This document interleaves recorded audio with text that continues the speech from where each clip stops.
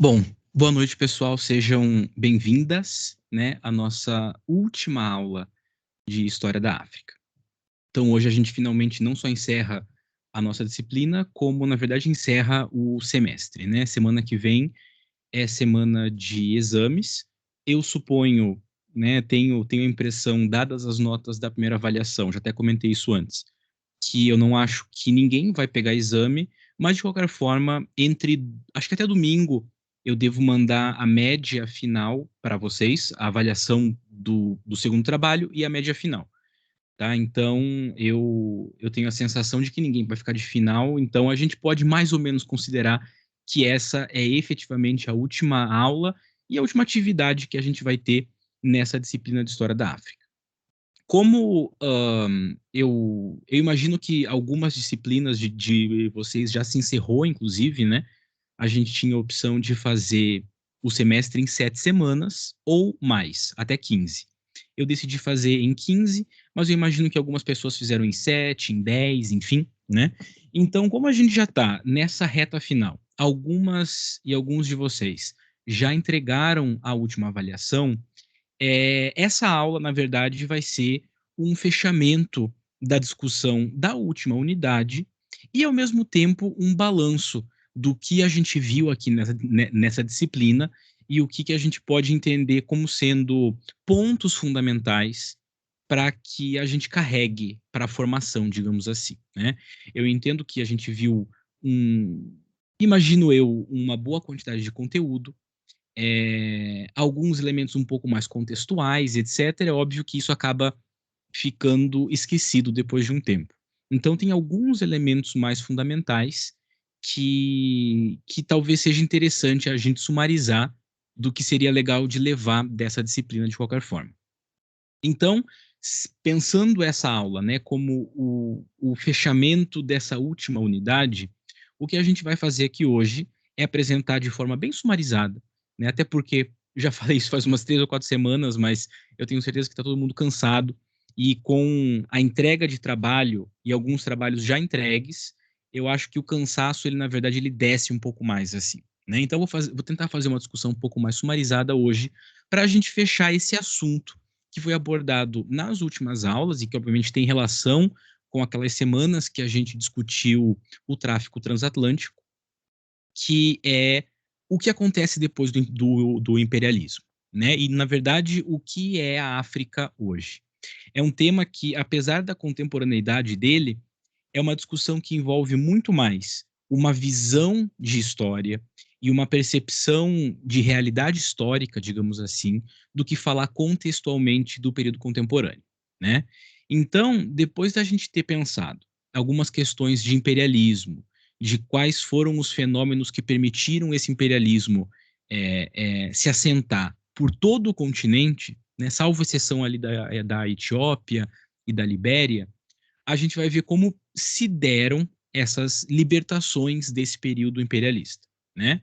Só que, obviamente, esse assunto das libertações africanas, ele envolve também, e isso fica muito evidente para quem conseguiu ler o texto e mais, né? Caso tenham lido, terem compreendido mais ou menos o que o Achille Mbembe estava tentando comentar, que é um dos problemas subjacentes à história da libertação da África, ou das libertações da África, que tem a ver com problemas de cunho moral.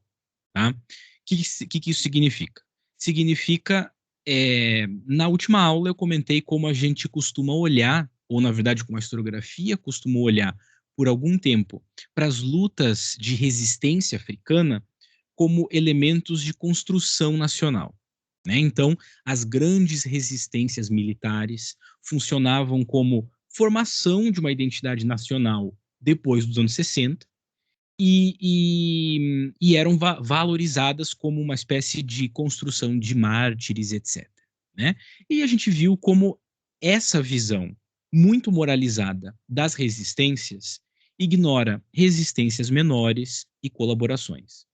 O período das libertações passa por algo semelhante, porque obviamente está ligado às resistências, o que significa que os estados nacionais africanos que se formam nos anos 50, 60, 70, eles também são vistos sob esse prisma de luta contra o imperialismo. Só que quando a gente olha para um contexto da história da África desde então, a gente vai ver que essas formações nacionais, elas também são recheadas de conflitos étnicos, guerras civis, todo um contexto político que o Achille Mbembe chama de necropolítica. E o que aconteceu? Né? Por que a gente tem esse estado de guerra pós-imperialismo e como que a gente pode compreender ele no contexto dessas lutas de libertação? Né? Então, esse é o problema de cunho moral, digamos assim, que está subjacente a essa discussão das independências africanas. Né? Então, a gente vai hoje ver um pouco, né, dos fenômenos que estão permitindo que esse processo aconteça. Né? Então, como essas libertações acontecem, o que dá mote para que elas aconteçam, qual é o contexto internacional mais global que permite ou não que essas libertações aconteçam. E aí a gente vai discutir algumas questões de análise com relação a isso, em especial a partir de Fanon e Achille Mbembe, para finalizar, então, essa unidade dessa disciplina e, na verdade, para sumarizar um pouco de todo o conteúdo que a gente viu até aqui, tá? Então, para a gente entender o processo de descolonização da África, a gente tem que trabalhar, pelo menos, com três grandes fenômenos que permitem que essas libertações aconteçam, tá? O primeiro deles, obviamente, tem relação com o que a gente discutiu na última aula, que é a solidificação das resistências nas regiões africanas que estavam sob colonização, sob domínio imperialista europeu. Né? Então, ainda que a gente tenha que flexibilizar um pouco o papel das grandes resistências como formadoras de nacionalidade, a gente tem que entender também que elas atuam como um prenúncio de libertação. Né? Então, uma das coisas que eu comentei no finalzinho da última aula é que esses, digamos assim, 70, 60 anos de imperialismo, eles redesenham o mapa da África, eles apagam idiomas e culturas locais, tem um efeito muito forte, mas, ao mesmo tempo, durante todo esse período, esse processo de transformação encontrou resistência. Então, em momento algum, houve uma submissão completa, digamos assim. Né? Uma coisa que é um pouco óbvia, mas que precisa ser falada. Durante esses 70 anos, as resistências foram constantes, fossem elas pequenas, fossem elas grandes. Então, é natural que, num dado momento, do lado europeu, financeiramente, politicamente, não fizesse mais sentido manter colônias no continente africano, e, ao mesmo tempo, essa diminuição de um senso econômico, de um senso político, também encontrava uma crescente resistência do tipo pequeno e do tipo grande. O que significa que, colocando na balança política dos anos 60, por exemplo, o gasto político, financeiro e moral por parte da Europa na manutenção das colônias diante das resistências era muito alto. Né? Então, não é à toa que quase todos esses processos de libertação eles vão acontecer basicamente ao longo dos anos 60.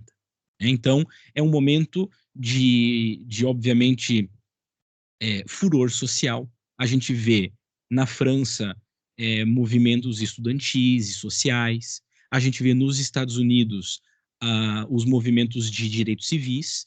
E, obviamente, tudo isso entra em confluência e não há mais uma possibilidade política moral de manutenção dessas colônias. E, obviamente, que isso bate junto com o aumento de grandes resistências, por exemplo. Né? Isso tem muito a ver também com a Segunda Guerra Mundial, que é basicamente esse elemento que a gente encontra como o segundo dos grandes fenômenos para entender a libertação. Tá? Impactos da Segunda Guerra Mundial, o que é que isso significa? Isso significa que as colônias africanas, elas cederam mão de obra, cederam vidas, cederam benesses materiais para a manutenção da guerra. Né? E a gente, obviamente pode entender a Segunda Guerra como uma ressaca política que acompanha a Primeira Guerra. E a Primeira Guerra é, por sua vez, o ponto culminante do imperialismo europeu, né? Então, de certa maneira, a Segunda Guerra ela também funciona dentro desse contexto de imperialismo insustentável, né? De nacionalismo e imperialismo que vão marcando o século XIX e o começo do século XX na Europa. Então, obviamente que, sendo uma guerra que ainda mobiliza elementos imperialistas, vai mobilizar também os frutos desse imperialismo, que são as colônias africanas, né? E isso causa uma chacoalhada, digamos assim, nessas resistências que já vinham acontecendo, tá? Então, basicamente, depois de 45, é cada vez mais inviável do ponto de vista europeu e é cada vez mais inaceitável do ponto de vista africano manter essa relação de colonização, tá? E aí isso entra ainda mais em evidência porque com a hegemonia norte-americana, estadunidense, que já era muito grande durante a Primeira Guerra, se torna maior ainda durante o período entre guerras e vai se solidificar de maneira incontestável depois da Segunda Guerra, a forma de imperialismo global se altera, não é? Porque a gente tem o imperialismo clássico, digamos assim, europeu, que é o imperialismo colonizador, no sentido mais prático, mais material do termo. E a gente tem o imperialismo norte-americano, estadunidense, que tem um caráter muito mais intervencionista, cultural, econômico, né? Ele não é necessariamente essa ocupação e essa transformação das sociedades. Então, no que cresce a hegemonia dos Estados Unidos, também diminui a possibilidade de uma constante manutenção de grandes esquemas coloniais nesse modelo do século XIX.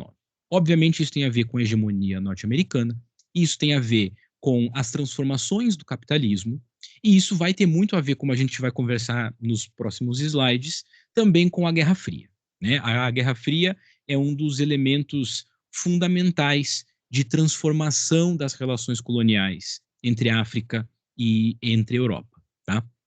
E aí, essa hegemonia dos Estados Unidos, ela vai se demonstrar num documento de 1941 chamado Carta do Atlântico, que é quando o Roosevelt e o Churchill eles vão basicamente desenhar um documento que vai ter 8 propostas, tá? Então, entre essas 8 propostas, que eram já propostas pensadas para um mundo depois do final da guerra, então com a derrota do eixo, a gente teria o redesenho do mundo, tá? Isso, obviamente, já tem a ver também com a influência cada vez maior da União Soviética. Então, nesse novo mundo redesenhado, que está sendo pensado a partir do centro estadunidense, que cada vez mais é o centro incontestável desse mundo capitalista, do capitalismo pós-quebra de 29 e do avanço do comunismo, as propostas desse novo mundo orientado pelo Atlântico seriam, por exemplo, ponto 1, né? Nenhum avanço territorial seria buscado pelos países, digamos assim, do primeiro mundo, né? Então, Europa e Estados Unidos não buscariam ganhos territoriais, tá? É, o ajuste, o ponto 2, o ajuste territorial, ou seja, o ajuste das fronteiras nacionais deveriam estar de acordo com o desejo dos povos que compunham esses espaços fronteiriços. E o ponto 3, que é um dos mais importantes, todos os povos teriam direito à autodeterminação. E aí continua. O ponto 4 é sobre diminuição de barreiras de comércio. O ponto 5, o avanço de uma economia global para o avanço do bem-estar social. Um mundo livre de necessidades e do medo de guerra e etc. Né? Então, tudo muito bonito. Né? Esse documento, inclusive, ele vai funcionar como o manifesto inicial da formação das Nações Unidas.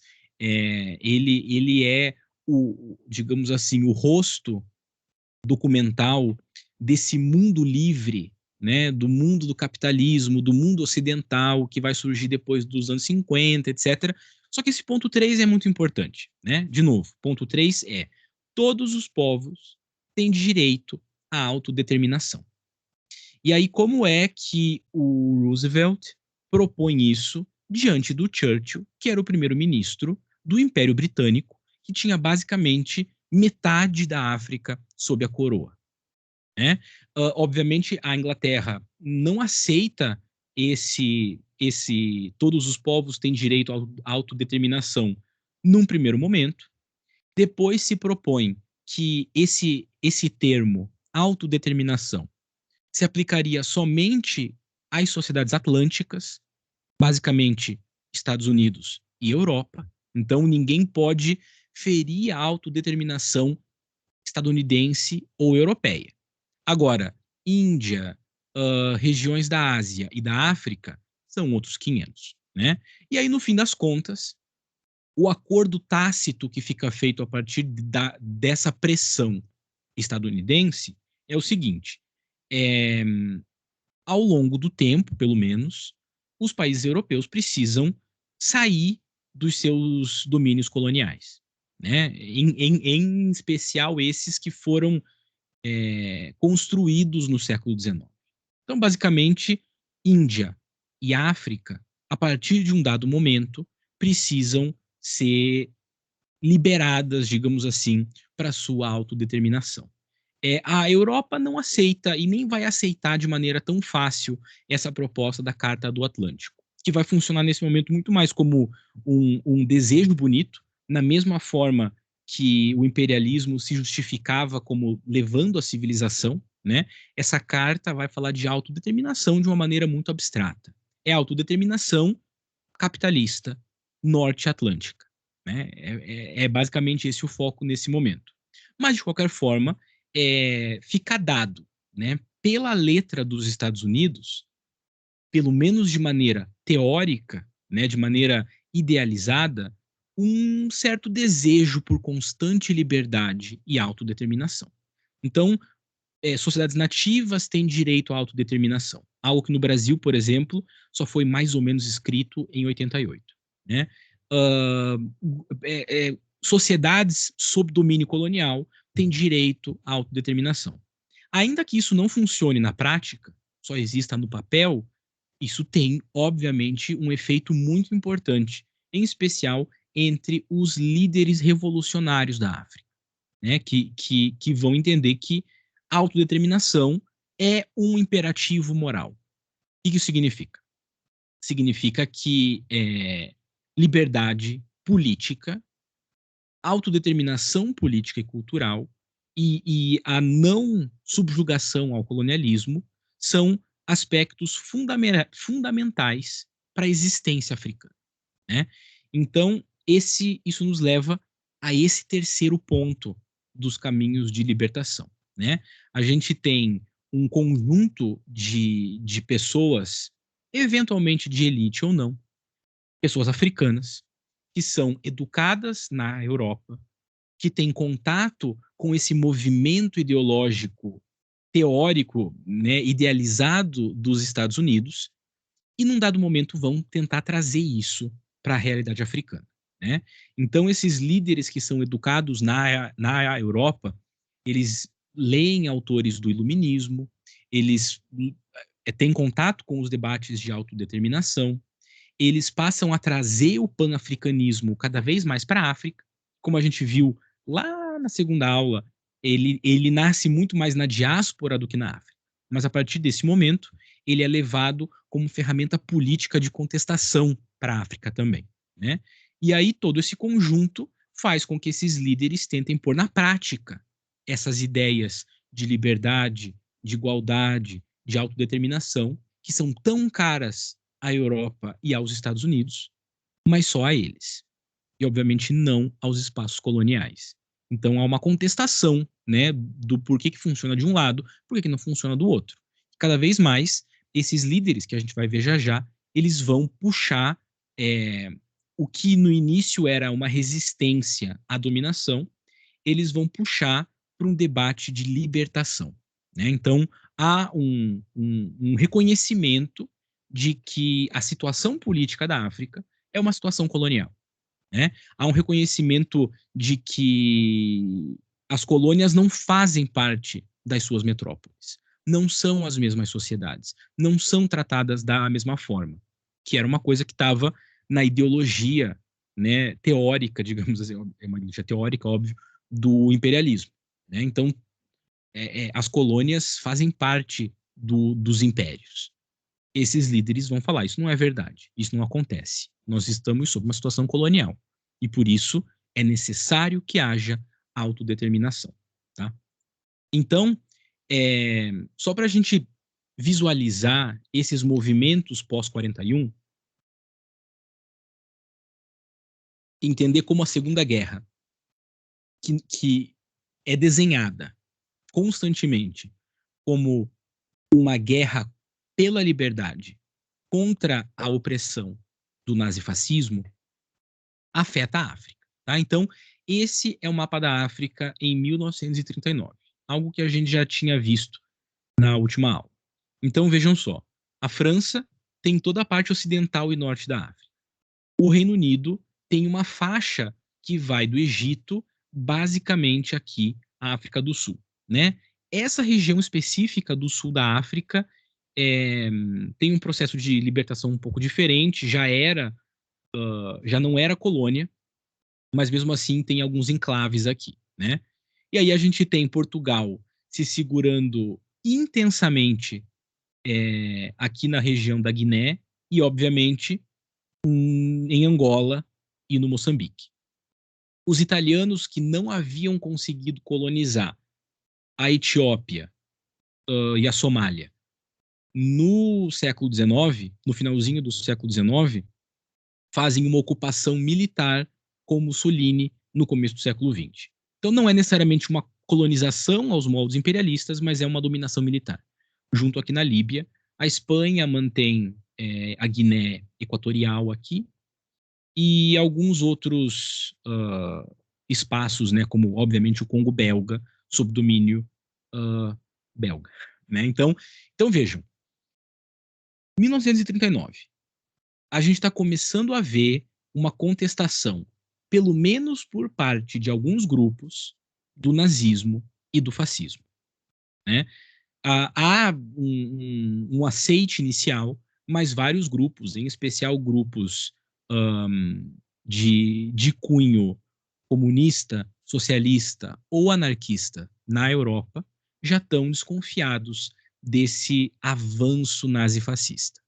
A guerra vai explodir nesse momento, e aí todo o argumento bélico, como a gente sabe, tem a ver com a manutenção da liberdade e com a luta contra a opressão do nazifascismo, como eu acabei de falar. Como que esses espaços coloniais vão conseguir olhar para isso e pensar, então a preocupação é liberdade? Né? Enquanto a África está cedendo materiais, riquezas e almas e vidas para essa guerra, ela não está vendo os frutos dessa liberdade e nem vai ver com o fim da guerra, né? Então a gente está aqui numa situação que moralmente é muito questionável. Como que a Segunda Guerra Mundial está defendendo liberdade, e enquanto a gente tem um continente inteirinho privado de real liberdade política, né? Mesmo que a gente esteja olhando para esse processo de imperialismo como um processo que pretensiosamente está levando benesses para esse continente, que é o que o imperialismo propõe, né? Ele não seria violento, ele é anti-violência tribal, anti-escravização, ele leva desenvolvimento tecnológico, civilizacional para esses lugares, na teoria, né? Mas ainda assim a gente sabe que na prática isso não acontece. Então, mesmo que haja uma ocupação parcialmente benéfica ou pacífica, do ponto de vista dos colonizadores, obviamente, é inquestionável que não existe liberdade política. não existe aquela autodeterminação. Então, a Segunda Guerra marca o momento em que vai se questionar de maneira muito moral, muito intensa, a existência dessa colonização. Tá? E, obviamente, que com a Segunda Guerra a gente tem um aumento da influência soviética no mundo, né? Que já não era pequena desde a Revolução Vermelha, né? Mas que vai crescer após a Primeira Guerra Mundial e especialmente com a Segunda Guerra Mundial. Então, o aumento dessa influência soviética no mundo inteiro também vai afetar essa ideia de autodeterminação. E aqui é um ponto importante para nós, porque nesse momento, nessa discussão de autodeterminação dos anos 30, 40, 50, a gente está falando sobre uma luta política que ganha ares de luta de classes. Ainda que tenha o elemento racializador, o grande debate é entre opressor e oprimido, enquanto duas classes diferentes. Tá? Então, seria a autodeterminação das classes oprimidas do ponto de vista material, até muito mais do que do ponto de vista racial. Então, vejam, né, eu já havia mostrado em algumas aulas anteriores essas propagandas soviéticas de libertação da África, que elas vão justamente focar no símbolo da escravização, né, que são os grilhões, e vão, inclusive, trabalhar com a imagem do colonizador decrépito, bem naquele modelo do século XIX. Tá? É uma coisa que já não existia aqui em 40 e poucos, que são, por exemplo, esses chapeuzinhos coloniais aqui, que a gente sempre vê em filme, etc. Né? Então, entendendo o processo de imperialismo como um avanço do capitalismo, algo que já está presente desde o Lenin, a União Soviética vai fortalecer muito a propaganda, como tendo o socialismo como saída para o fim da colonização. Tá? Então, aqui a gente está falando, de novo, de um espectro de luta de classes. Então, vejam que nessa propaganda aqui, a gente tem os povos oprimidos em harmonia. Né? A gente tem povos que a gente pode chamar de latinos, os povos eslavos, africanos e asiáticos, unidos pelo mesmo ideal socialista. Então, nesse momento, o socialismo é a saída para esse estágio final do capitalismo, que é o imperialismo. Então, a gente está olhando para uma discussão que envolve autodeterminação e libertação, essencialmente de um ponto de vista político e classista, muito mais do que com preocupações raciais.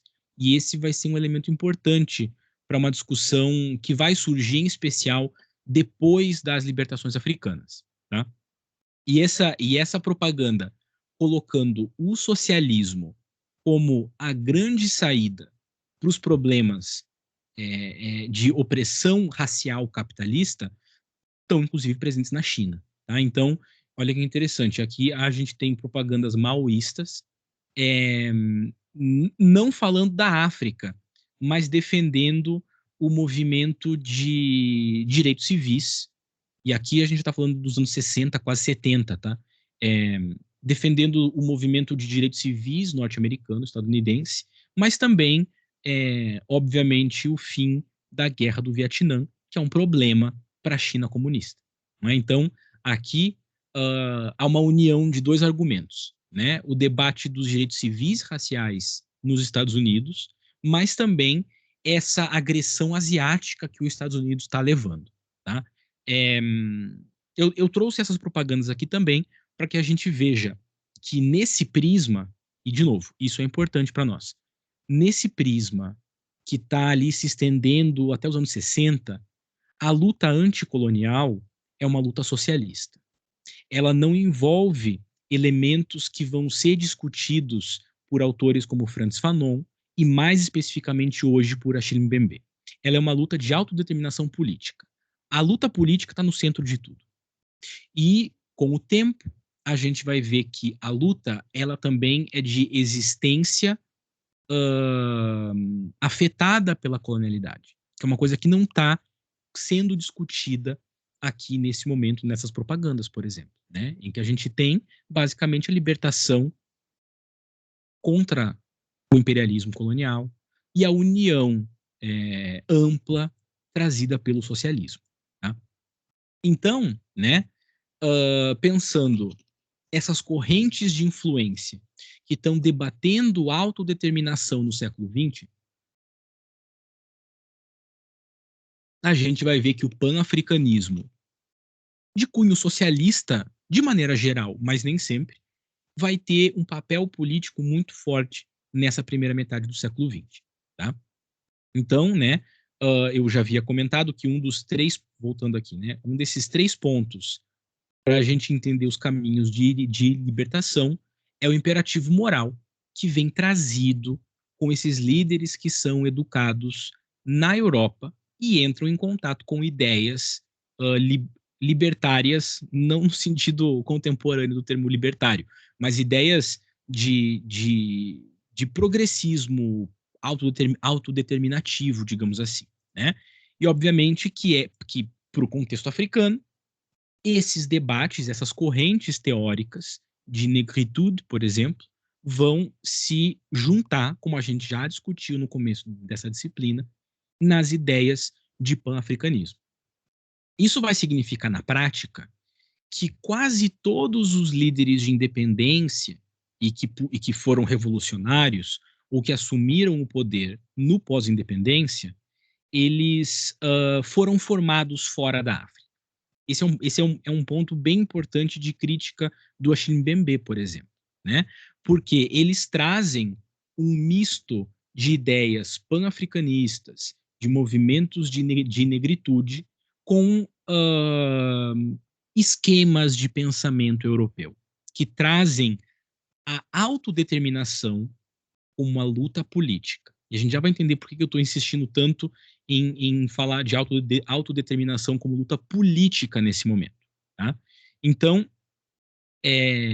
a gente tem, por exemplo, né, aqui no cantinho direito, o Jomo Kenyatta, que foi o primeiro-ministro e presidente do Quênia, foi educado na Inglaterra, mas também na União Soviética. Mas, apesar disso, ele era conservador e pró-capitalista. Tá? Mas, ainda assim, ele era uma figura anticolonial e ele era um ferrenho pan-africanista. Então, ele é um desses pontos fora da curva entre os líderes pan-africanistas, porque ele era simpático aos Estados Unidos, ele era muito simpático ao capitalismo, ele era anticomunista, ele era conservador em certos aspectos, mas isso não faz dele um proponente colonial. Muito pelo contrário. Ele era bastante anticolonial e muito panafricanista. O que torna um pouco complexa a figura dele, visto que quase todos os outros líderes que vão ter uma. Gente, que susto.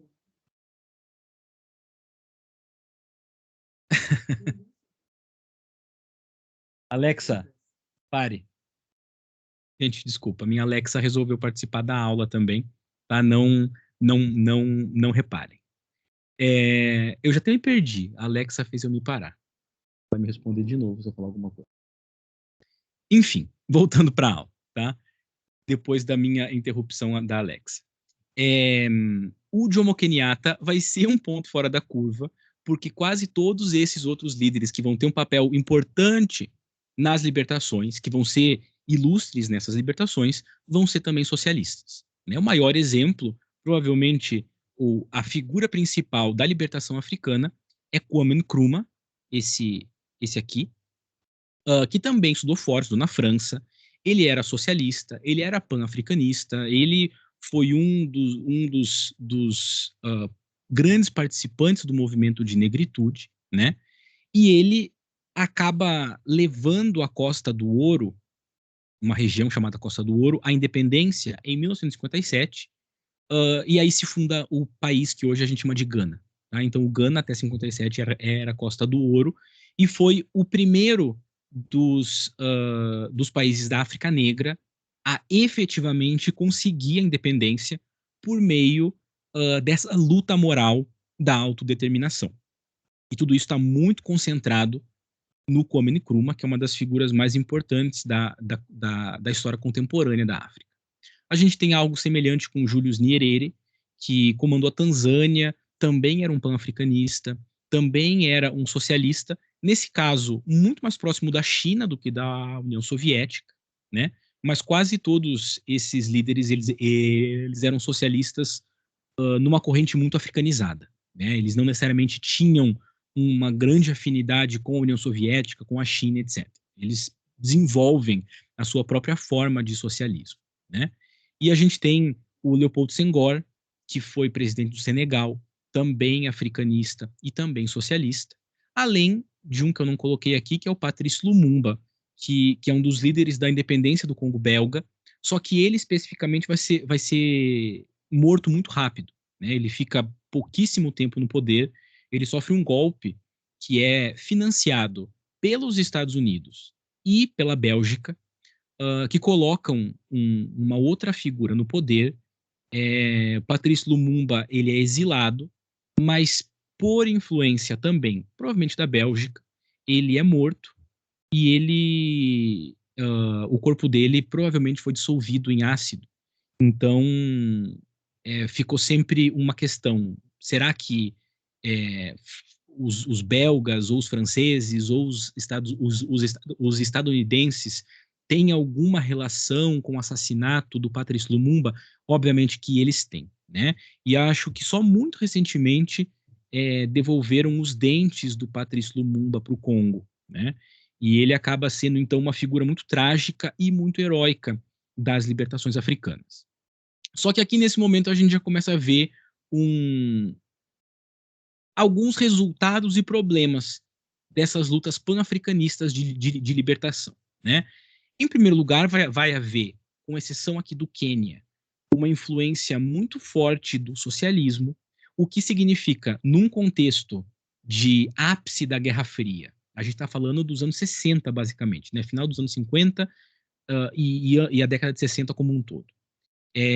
A influência do socialismo na África vai ser um problema gigantesco para os países capitalistas, para os países europeus e para os Estados Unidos, que vão constantemente intervir de uma maneira ou de outra, seja financiando milícias capitalistas, seja financiando figuras anticomunistas, nem que não sejam capitalistas, enfim, vai haver uma constante intervenção externa por conta disso.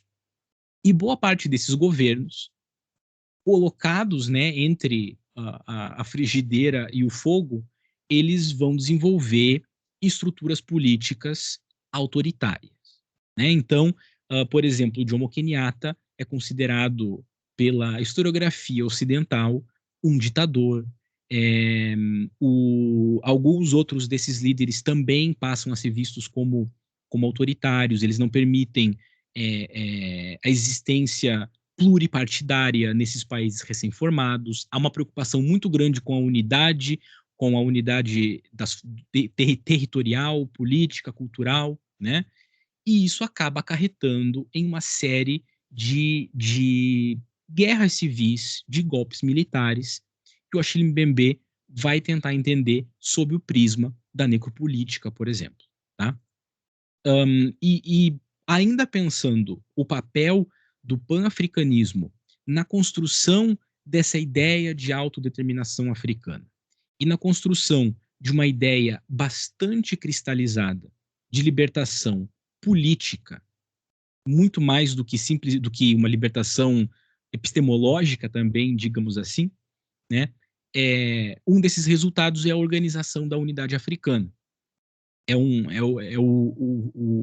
O fruto pan-africanista por excelência, digamos assim, né? É uma organização que foi fundada em 63 e existe até hoje, mas desde 2002 ela mudou o nome para União Africana.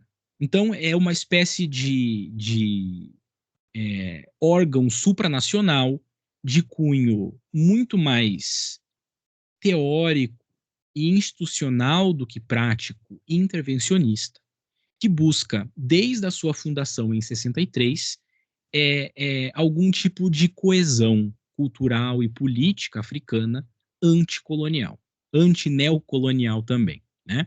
Então, ela é interessante porque a organização da Unidade Africana foi fundada pelo Kwame Nkrumah, né? Esse um dos grandes personagens aqui da, da, das libertações africanas, que fundou o Gana.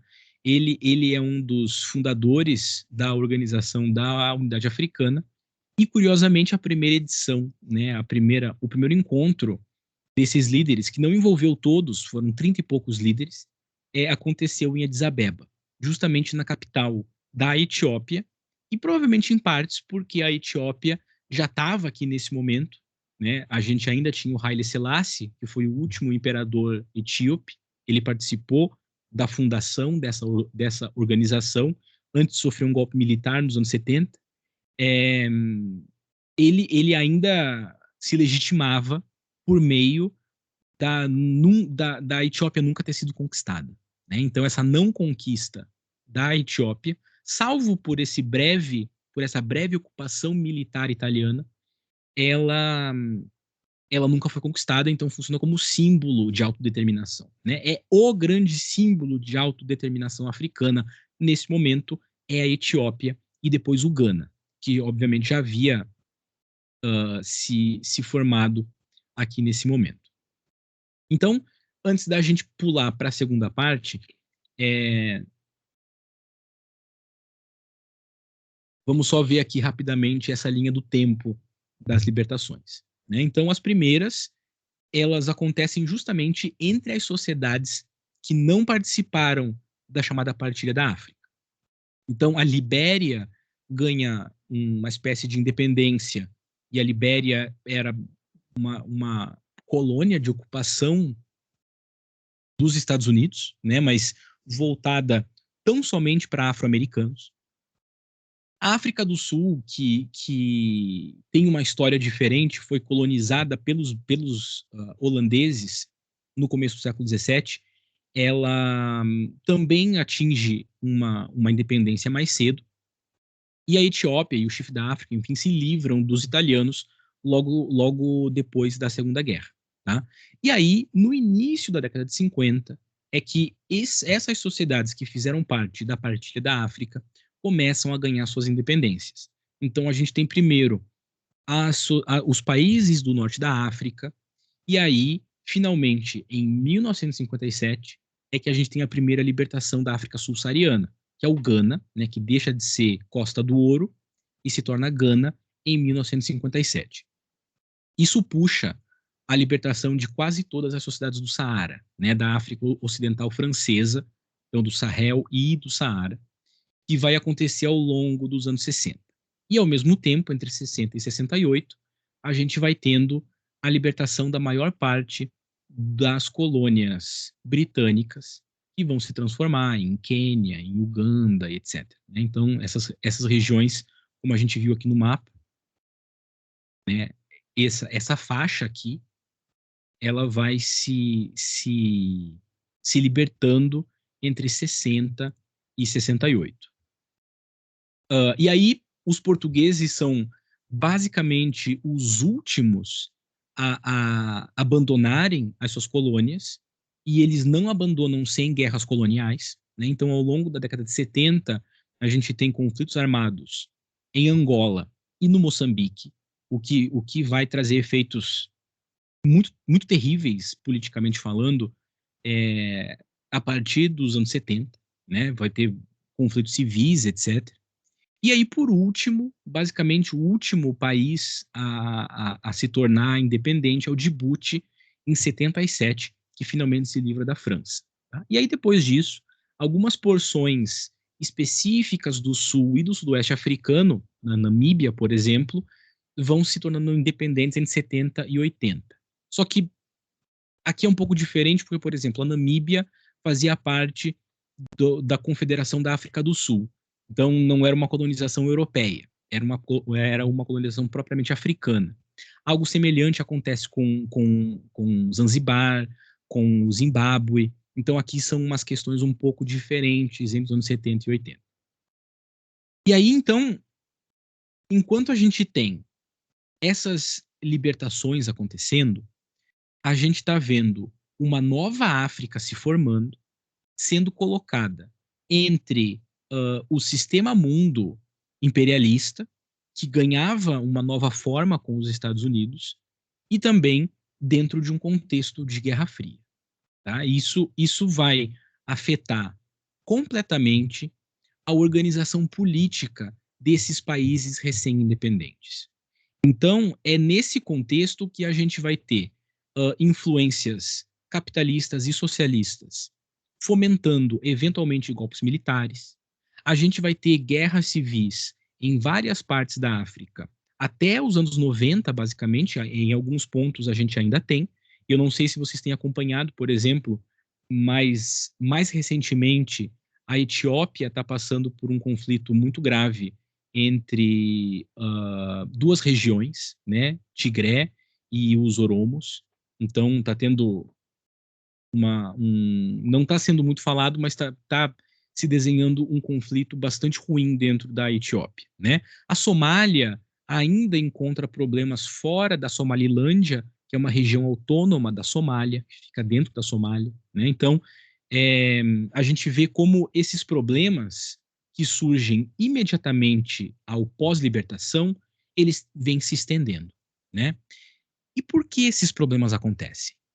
Em partes, a gente poderia pensar que esses problemas são fruto dessa África colocada entre um sistema mundo de universalismo capitalista, mas também de Guerra Fria, que se estende justamente pelas décadas de 60, 70, 80, né? A gente poderia pensar também que esses conflitos, esses problemas internos, eles estão ali se desenhando por conta de uma tentativa de manter estruturas herdadas da colonização no governo desses países. Por exemplo, as fronteiras, né?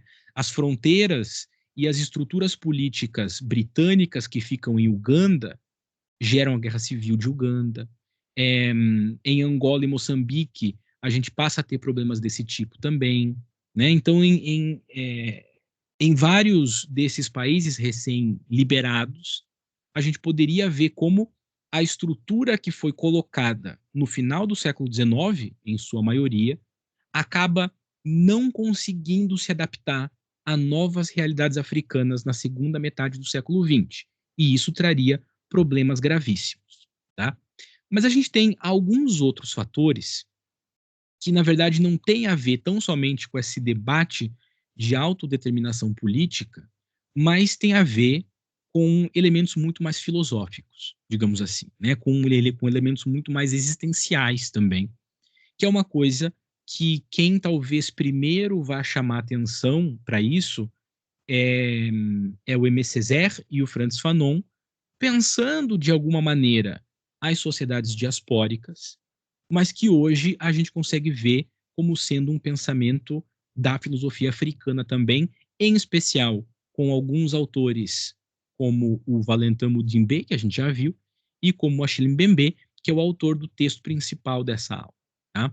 Então, o que é que o Frantz Fanon faz exatamente que causa um impacto muito grande na nossa compreensão dos processos coloniais? Tá? Bom, Frantz Fanon, eu imagino que a maioria de vocês conhece, talvez alguns de vocês já tenha lido Peles Negras, Máscaras Brancas, ou Os Condenados da Terra, que são as duas grandes obras dele que tem em português. Mas o Frantz Fanon, ele era um psiquiatra e também um filósofo político da Martinica, então uma colônia francesa, que nasceu em 1925 e morreu em 1961. Então teve uma vida muito rápida, morreu muito jovem, mas ele deixou um corpus analítico que, em especial, depois da morte dele, né, começam a chamar a nossa atenção para psicologia da colonização. Então, enquanto a gente estava constantemente pensando que a luta anticolonial é uma luta política, o Frantz Fanon vai nos mostrar como a colonização não se dá só no plano material da política ou da autodeterminação, mas ela tem um efeito psicológico extremamente danoso. Então, basicamente, a gente pode entender que a colonização ela acarreta um sofrimento psíquico que faz com que ela possa ser considerada uma psicopatologia, por exemplo. Tá? Então, isso como? Em especial a partir da racialização. Tá? Então, o Frantz Fanon ele vai chamar atenção para como o racismo ele estrutura e nega a existência de sujeitos não brancos nesses espaços coloniais. E como a colonização, então, ela não só reestrutura materialmente uma sociedade, como ela causa um efeito duradouro na composição racial dessas sociedades. Ou seja, não basta a luta política, né? Não é só a luta política, a posse de poder por uma autodeterminação que vai livrar as sociedades da colonização. Mas existe um dano psicológico que vai ser constantemente mantido, porque ele não é material. Ele está na forma de organização ideológica, ontológica dessas sociedades. Tá? Então, via racismo, basicamente. Né? Então, ele é um pensador muito fundamental para nós, porque ele vai sistematizar essa relação entre racismo e sociedades colonizadas do ponto de vista psicológico. Aqui vai ser, a partir de um dado momento, uma das grandes formas de violência do racismo. Então, primeiro, no livro dele, Peles Negras e Máscaras Brancas, lançado na década de 50, ele vai tentar desenhar o que ele entende como psicologia do colonizado. Ele vai falar de uma incapacidade de existir dos sujeitos negros, por exemplo, em sociedades brancas. E ele vai trazer vários pontos para mostrar isso, uma leitura bastante fundamental. Só que nesse momento, nesse período dos anos 50, o Peles Negras, Máscaras Brancas não vai causar o impacto que a gente imaginaria olhando retroativamente. Os Condenados da Terra, que se não me engano é lançado em 61,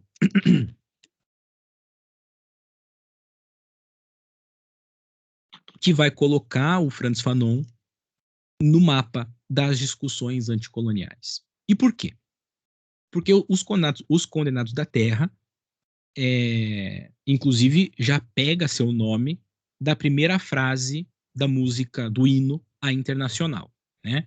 Que tem uma versão dos Garotos Podres da Internacional, que na verdade começa com famélicos da terra, né? Mas os Condenados da Terra são esses povos oprimidos que precisam fazer essa luta internacional contra o capitalismo, na Internacional.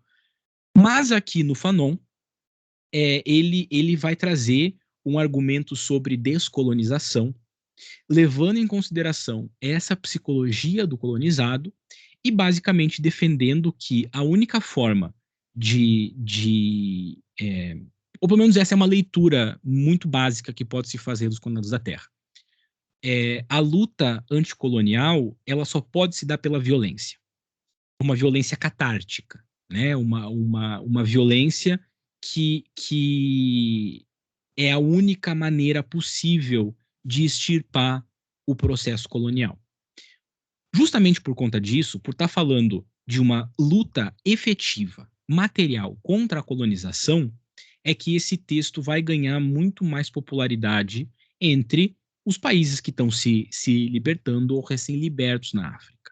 Né? E aí o Frantz Fanon ganha uma amplitude muito grande. Só que a gente não pode ignorar, obviamente,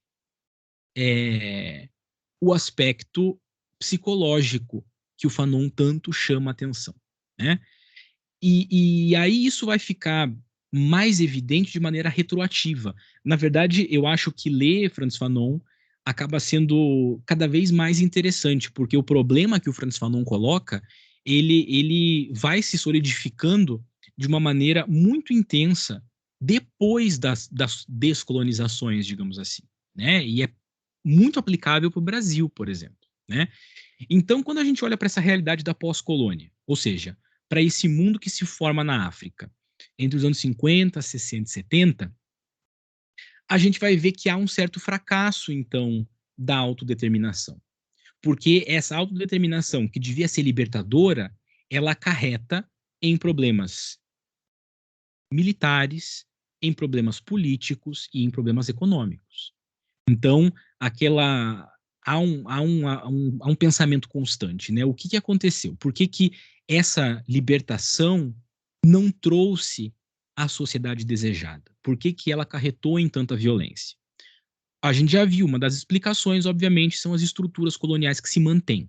Mas, por outro lado, existe também esse argumento psicológico do Fanon e existencial do Achille Mbembe, que vão mostrar que a luta colonial não pode só se dar no nível material.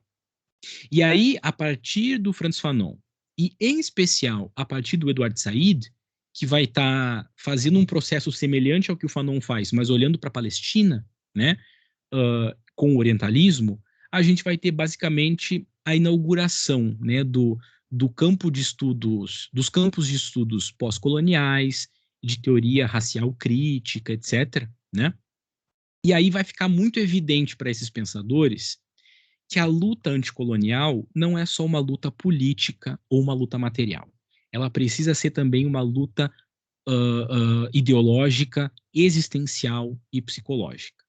E aí a gente começa a fazer essa separação conceitual, né, entre colonialidade e colonização.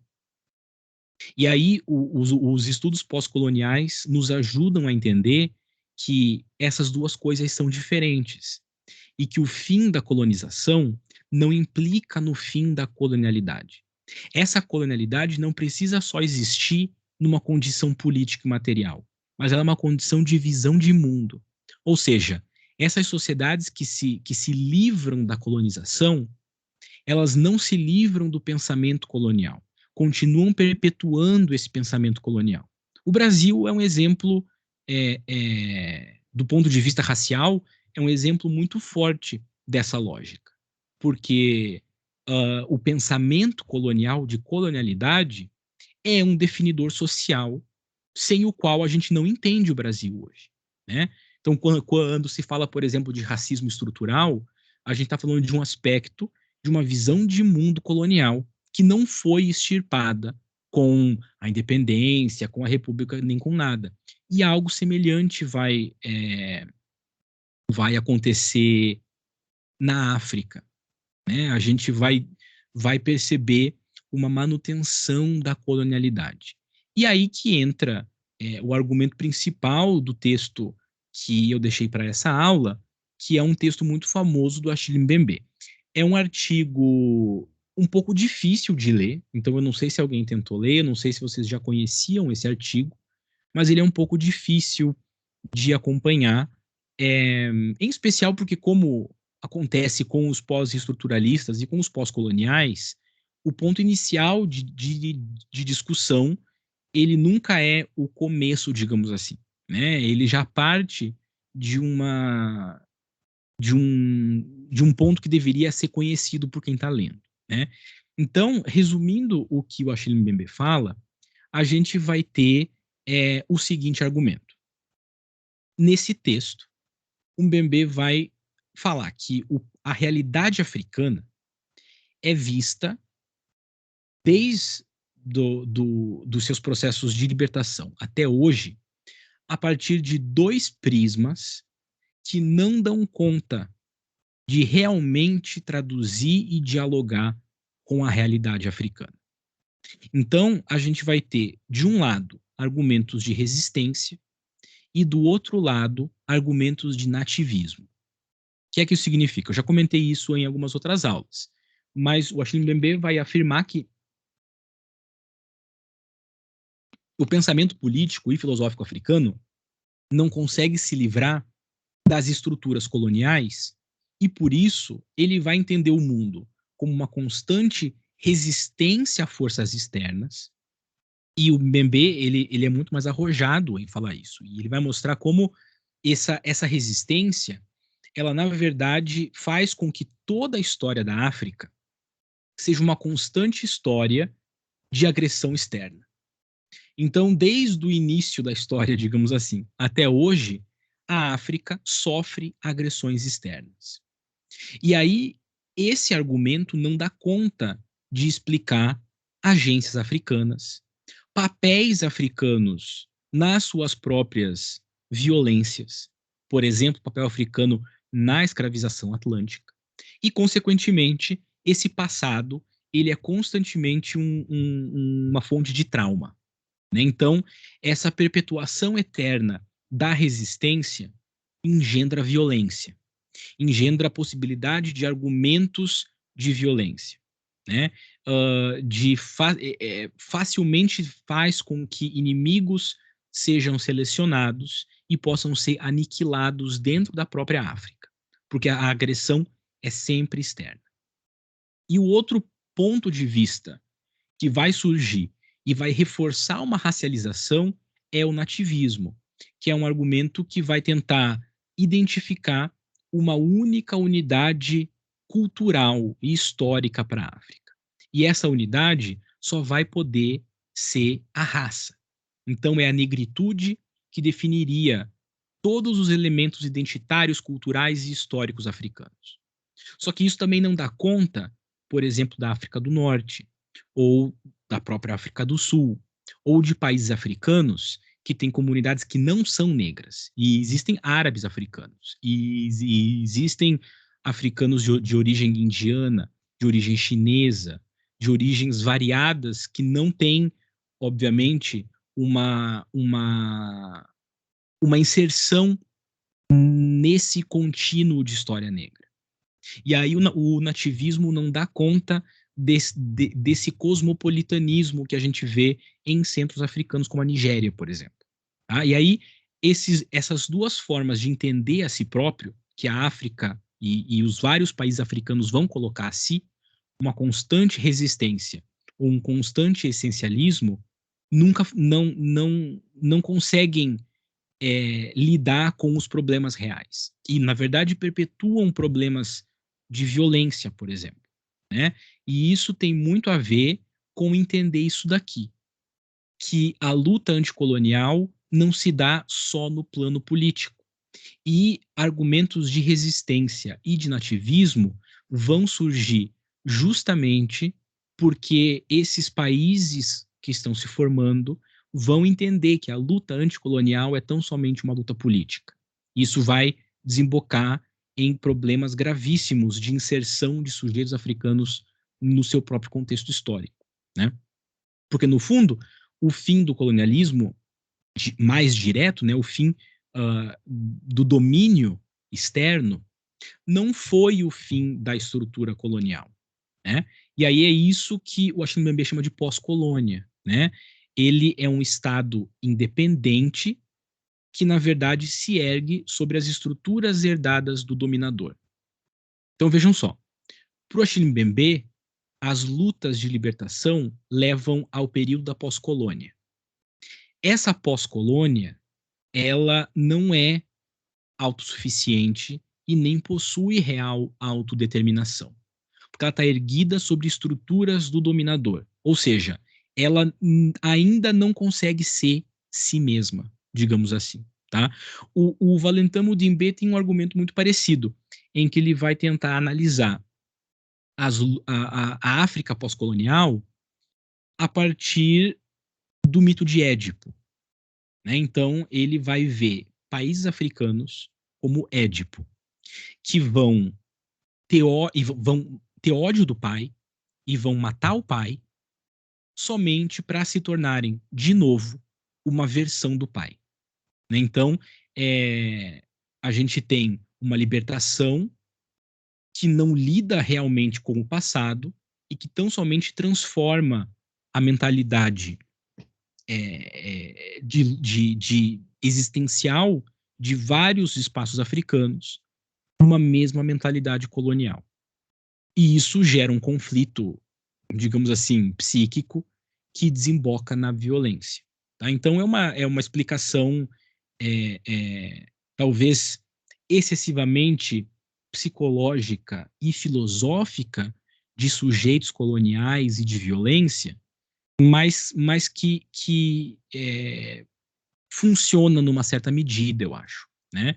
Então, o, o texto de apoio que eu deixei para essa aula, né, comenta, por exemplo, que esses estados de pós-colônia, né, esses estados pós-coloniais, eles operam uma privatização das soberanias. E aí aqui ele continua, né?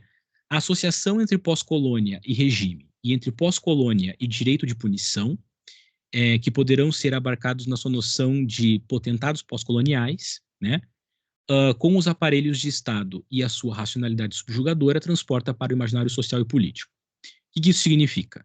Significa que esses estados pós-colônia vão se entender como regimes e como, consequentemente, direitos de punição. Um pouco na linha dessa ideia aqui da constante resistência, né? E aí,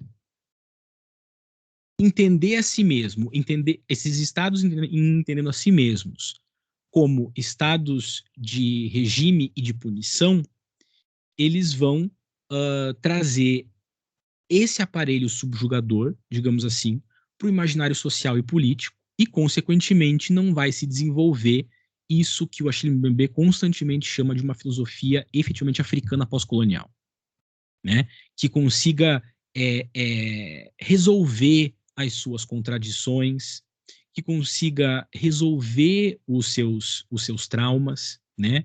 E que não seja unicamente um veículo de violência, de soberania, de vida e de morte, né? Então, essa ideia de pós-colônia, para o Mbembe e para outros pensadores africanos, ela não é nem de longe positiva, né? Falar de uma África pós-colonial nesse viés da filosofia mbembeana, digamos assim, é falar de uma África necropolítica e não de uma África soberana. E por isso, exatamente por trazer essa crítica para a África e chocar ela com as visões de resistência e de nativismo, que o Achille Mbembe é muito criticado também. Então, é, muita gente, em especial de cunho de análise mais marxista das lutas de independência, que estão atrelados à autodeterminação como luta de classes, em especial, vão acusar o Achille Mbembe de ser eurocêntrico, por exemplo, né? Mesmo que ele esteja analisando. Tudo bem, ele usa ferramentas, ele subverte ferramentas hegelianas e kantianas para pensar a África, mas ele subverte, ele não simplesmente aplica.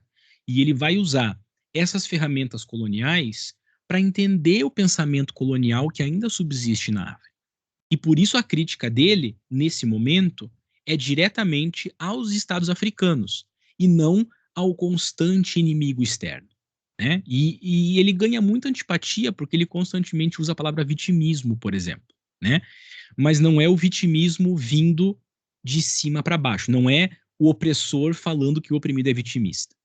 É, na verdade, o vitimismo enquanto uma lente de mundo que não permite a superação do trauma. Né? Essa questão do trauma é muito fundamental para o Achille Mbembe, né? Então, essa preocupação unicamente com a tomada de poder, ver a libertação da África como a tomada de poder contra os europeus, né? Tomar o poder de volta, que passa a ser entendida como a verdadeira forma de soberania e autodeterminação, né? Não erradicou os problemas coloniais, não erradicou o problema que é imposto na África quando se fala de civilidade e de universalismo iluminista. O que isso significa? Significa que do século XVI em diante, a noção de civilidade e de universalidade do ser humano que surge e que ganha corpo no iluminismo nunca vai conseguir ver o africano como um ser humano real. né? E a gente vê isso em Hegel, a gente vê isso em Kant, a gente vê isso em Goethe, a gente vê isso em todos esses pensadores iluministas e pós-iluministas. Uma constante dúvida se o sujeito africano se enquadra nesse sujeito universal e civilizado do iluminismo. E como essas lutas de autodeterminação são pensadas somente no plano político e não nesse plano histórico existencial, se perpetua esse senso de castração. Ou seja, se perpetua essa ideia de que o sujeito africano, ou o sujeito negro, como colocaria o Frantz Fanon, ele é sempre um não humano. Né? E isso gera essa dificuldade de lidar com o trauma. E aí, o Achille Mbembe olha para tudo isso e ele vai entender que a necropolítica, ou seja, essa política de vida e morte que vai surgir quando deveria ter surgido a autodeterminação, ela é um processo sacrificial. Significa o quê? Significa uma constante busca pela superação desses problemas através da morte. Então, porque o inimigo é sempre externo, então a todo momento você precisa lidar com a aniquilação do inimigo. E o inimigo externo pode ser também o inimigo interno, né? E aí, uh, uh, isso está no viés da resistência, né? A soberania como tomada de poder e constante resistência. A compreensão contemporânea do nativismo vai fazer algo semelhante, mas diferente, né? Vai construir uma identidade sempre também por oposição. Então, tudo que é europeu não pode ser africano, e tudo que é africano não pode ser nada além de africano. Então, a identidade africana passa a ser impossível, porque ela vai apagar as especificidades, por exemplo, da África Árabe, de elementos que culturalmente chegam por meio de sujeitos não africanos, e o Mbembe vai falar que isso reconstrói a história da África a partir do mito. O mito do nativismo, o mito de que existe uma única unidade da África negra que concede eternamente essa identidade por oposição. Ou seja, mesmo no nativismo, mesmo na busca por uma ancestralidade mítica, mesmo na busca pela construção de uma história tipicamente africana, apagando especificidades e momentos de trauma, existe sempre uma definição de si por oposição. Há sempre uma busca pelo não europeu. E isso também vai gerando esses problemas que o Mbembe chama de autoinscrição, né? E aí a gente termina, então, já se encaminhando para concluir essa aula, em identidades fraturadas, né?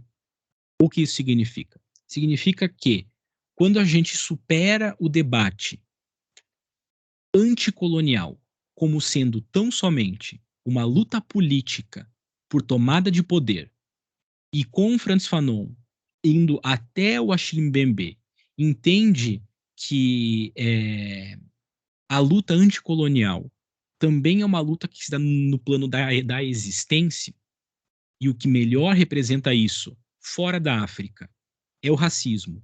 E dentro da África é essa dificuldade de cunhar um pensamento adequado ao contexto pós-colonial contemporâneo, né?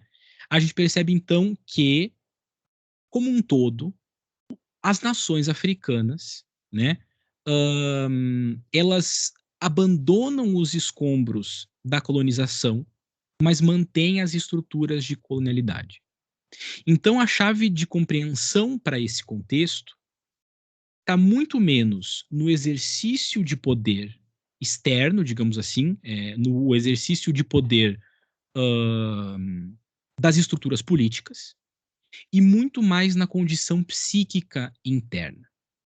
Tá? Ou seja, a gente não dá conta de entender a história da África, em especial da África contemporânea, e de todas as consequências ideológicas e historiográficas da África contemporânea, somente olhando para a luta anticolonial do ponto de vista político, externo aos sujeitos. né? A condição psíquica é igualmente importante, né? Então a gente tem que entender a história da África a partir da colonialidade, na verdade, da colonização, né? Mas também a partir das experiências de dor e de trauma. E aí é importante olhar, por exemplo, para as fraturas da história da África, para o tráfico transatlântico, para o colonialismo, para as lutas de independência, para o apartheid, etc., não como pontos centrais que engendram resistência, mas como elementos de trauma histórico que vão ajudar depois a perpetuar a colonialidade. Eu comentei algo semelhante na última aula, falando que o Brasil, por exemplo, nunca parou para prestar contas com os traumas do passado. E, consequentemente, vive um constante estado de castração, de negação e castração, né? E esse vocabulário é, obviamente, psicanalítico, né? Os pós-coloniais, e eu gosto muito de ler, mesmo que eu não entenda como eu deveria, eu gosto muito de ler os autores pós-coloniais, e eu acho que esse aparato psicanalítico ele é interessante para representar questões históricas, né? Dor, trauma e a incapacidade de superação, ou seja, a castração histórica, eu acho que são ferramentas interessantes para a gente pensar contextos, né? Para a gente fazer análises sociais, inclusive. Então, pensando isso tudo, é, o que a gente pode tirar para o debate dessa disciplina, né? Primeiro e mais importante, a gente tem que levar em consideração que a história contemporânea da África, ou seja, todos os desenvolvimentos contemporâneos que estão colocados aqui nessa ideia de pós-colônia, por exemplo, eles têm efeitos retroativos para a história da África. Ou seja, quando a gente olha para a história da África, a gente está olhando para uma narrativa que, de uma maneira ou de outra, está trazendo efeitos retroativos desses processos contemporâneos. Então, constantemente há uma submissão do passado ao presente.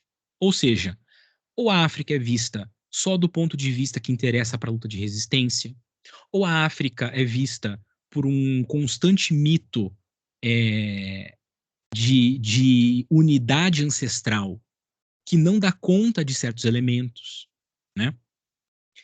Mas de qualquer forma, é sempre um olhar que está baseado nessas visões que o Achille Mbembe está criticando, né?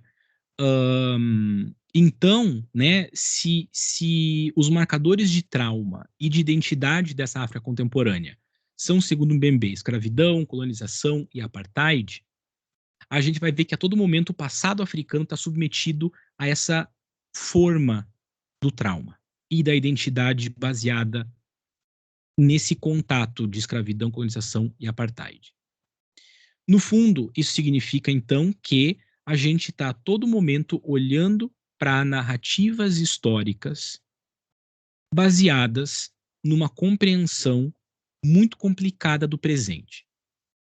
Se a gente compra a ideia do Achille Mbembe, né, dessas visões nativista e dessa visão de resistência como sendo completamente deletérias para o presente africano, significa que o passado, visto por essas lentes, também não vai dar conta. E por isso é importante que a gente olhe para histórias pré-coloniais e para histórias pré-modernas, porque essas histórias pré-modernas, pensadas dentro de suas especificidades, levando em consideração também as contradições, são justamente caminhos de compreensão dessas identidades fraturadas. E olhando com cuidado para esse mundo pré-moderno, a gente pode também olhar para um repositório, né, de elementos que nos permitem construir ou substituir a biblioteca colonial, que a gente falou bastante, por um novo conjunto de saberes, digamos assim, que permite o afastamento dessas interpretações essencialistas. Eu lembro a vocês, por exemplo, aquela brevíssima exposição que a gente fez do afropolitanismo, né? Pensar uma África em choque, em movimento, não essencializada e nem em constante luta contra o sujeito externo, é uma forma bastante interessante de entender o presente e o passado africano, né? E aí, olhando para esse passado, tentando se livrar de lentes essencialistas, ou só de narrativas de submissão, ou só de narrativas de resistência heróica, a gente consegue construir histórias que vão conceder justamente conteúdo para as identidades fraturadas. Porque, como o Mbembe fala, a África hoje nunca pode ser entendida como uma unidade de resistência ou de nativismo. Existem diversas identidades, históricas, políticas, sociais e raciais. E é preciso lidar com essas fraturas todas, né? Uh, não dá para adotar simplesmente um cosmopolitanismo, por exemplo, que homogeneize tudo, e isso tem muito a ver com o passado.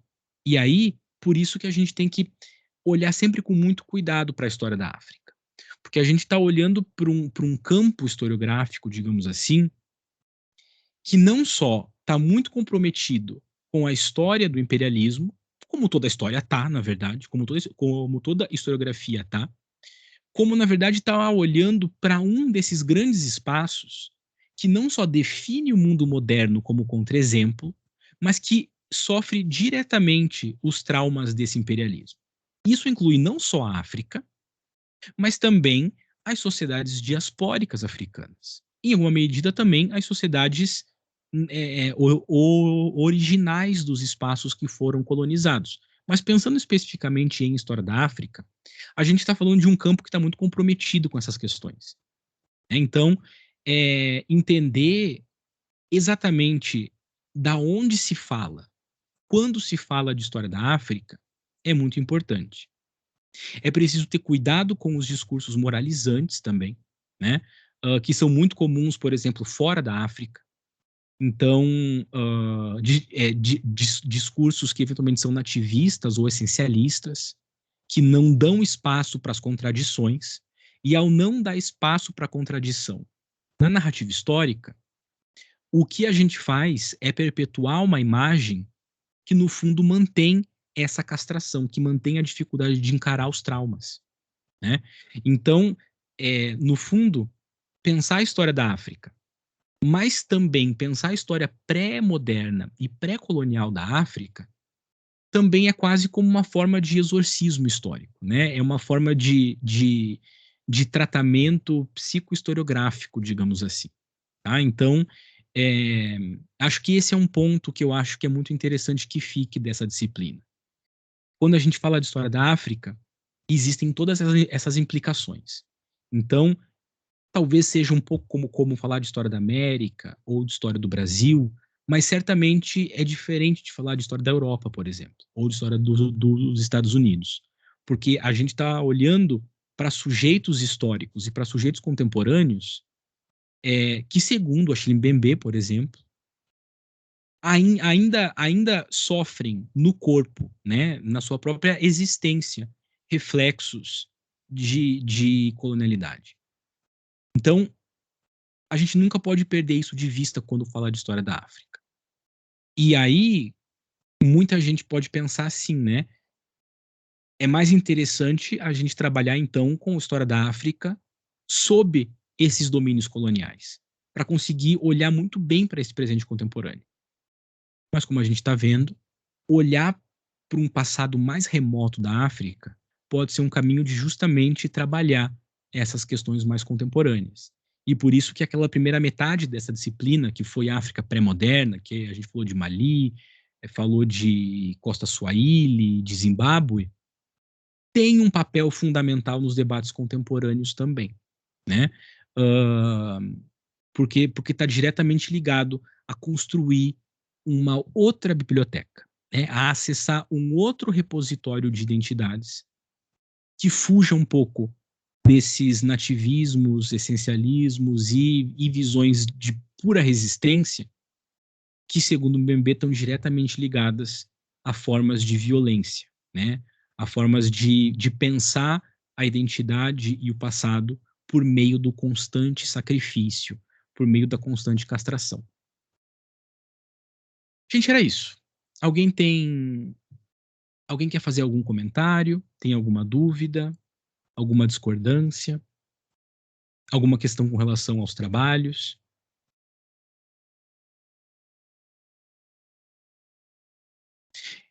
Enquanto vocês pensam, eu repito, não esqueçam de acessar aqueles questionários de presença. O último que eu mandei agora, que eu fiz hoje, ele não vale presença, tá? Mas serve para que vocês possam fazer uma autoavaliação, se sentirem necessidade, se acharem interessante. E o anterior é simplesmente um comentário, caso vocês queiram fazer, sobre como foi a disciplina, tá?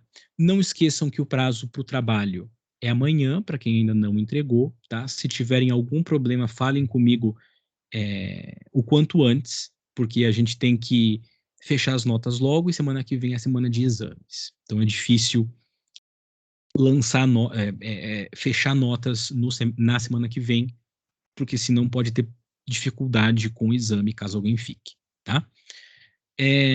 Mas fora isso, enfim, eu agradeço a paciência de vocês para essas aulas de noite longas, e, e também para quem conseguiu acompanhar essa disciplina, mesmo que não fosse de forma síncrona, né?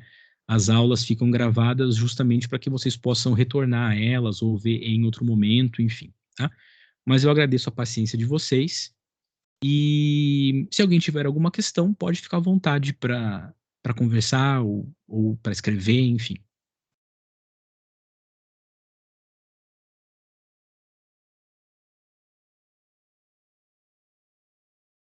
Não, gente, então tá tudo certo?